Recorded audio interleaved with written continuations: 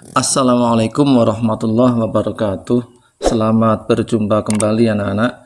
Semoga hari ini dan hari-hari berikutnya kita selalu dalam keadaan sehat walafiat.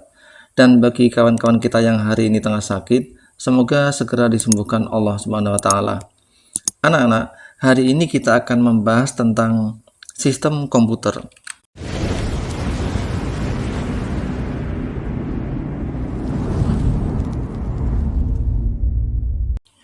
Tujuan pembelajaran kali ini adalah bahwa setelah pembelajaran ini, kalian diharapkan mampu menggunakan pengetahuan, keterampilan, dan pemahaman konsep pemrograman perangkat lunak serta menghasilkan prototipe yang dapat berinteraksi dengan single board komputer atau controller, kemudian mengkomunikasikan proses tersebut. Lampu lalu lintas menyala secara bergantian. Beberapa persimpangan jalan memiliki pengaturan waktu yang berbeda dalam prosesnya. Bagaimana cara lampu lalu lintas menyala secara bergantian dengan waktu yang berbeda-beda di setiap unitnya? Kalian tentu sudah memahami cara kerja komputer, di mana sebuah komputer bekerja dengan mengolah input menjadi output melalui pemrosesan informasi yang diterima. Pada lampu lalu lintas, pasti ada sebuah alat yang memerintahkan lampu untuk menyala bergantian. Coba kalian perhatikan mainan remote control. Terdapat perintah yang berfungsi untuk membaca gerakan dari controller pada objek yang digerakkan. Namun, kita tidak pernah melihat sebuah komputer personal atau PC atau personal computer untuk proses tersebut, bukan?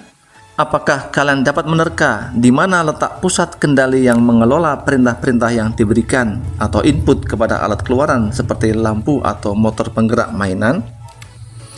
Single board computer atau yang biasa disingkat SBC adalah sebuah komputer yang dibangun pada sebuah papan sirkuit dengan mikroprosesor, memori, slot input-output atau I/O, dan fitur lain yang dibutuhkan untuk menjalankan fungsi sebagai sebuah komputer. Dikutip dari Win L. Rose tahun 1997. SBC berbeda dengan komputer personal yang memiliki slot untuk penambahan fitur seperti RAM dan VGA. Secara garis besar, terdapat 3 alasan orang menggunakan SBC, yaitu ketersediaan port I/O secara umum, konsumsi daya, dan biaya. Penggunaan daya rata-rata pada SBC kurang dari 5 watt. Oleh karena itu, penggunaan baterai dapat dilakukan pada SBC. Apakah SBC sama dengan smartphone? Jawabannya adalah tidak. Perhatikan tabel perbedaan PC, control board, CB, smartphone, dan SBC berdasarkan komponen yang dimiliki sebagai berikut. Pada tabel di atas terdapat sebuah komponen General Purpose Input Output atau GPIO.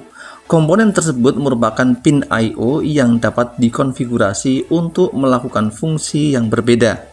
Artinya, pin-pin ini memiliki tujuan yang umum, di mana pembuat program dapat memodifikasinya untuk tujuan tertentu.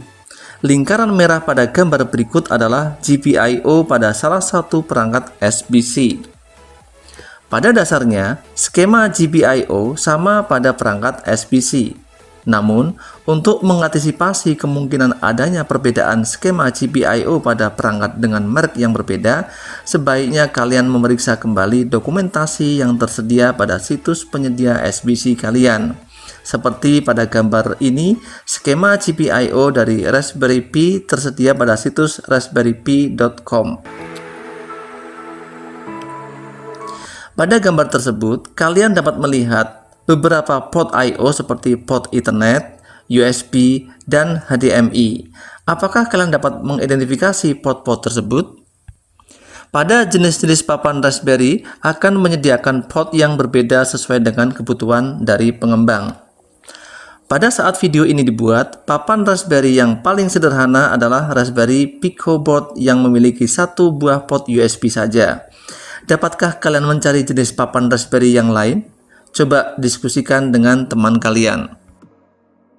Single board controller. Single board controller adalah sebuah microcontroller yang berada pada printed circuit board atau PCB. Sederhananya, microcontroller sendiri dapat diibaratkan sebuah otak komputer yang tertanam pada sebuah chip. Nah, pada single board controller ini terdapat beberapa perangkat yang menunjang kerja microcontroller seperti sirkuit input-output, RAM, ROM, tempat penyimpanan data, dan program lainnya yang dapat menunjang kerja integrated circuit atau IC. Saat melakukan pengembangan aplikasi, seorang pengembang harus mempertimbangkan kinerja antar komponen. Hal ini yang biasanya memperlambat sebuah pengembangan aplikasi pada komputer personal karena memiliki banyak komponen penunjang di dalamnya. Single board controller memiliki komponen yang sederhana untuk menjalankan kinerjanya sebagai komputer, sehingga pengembang aplikasi dapat melakukan sinkronisasi terhadap controller hardware lainnya tanpa menghabiskan banyak waktu.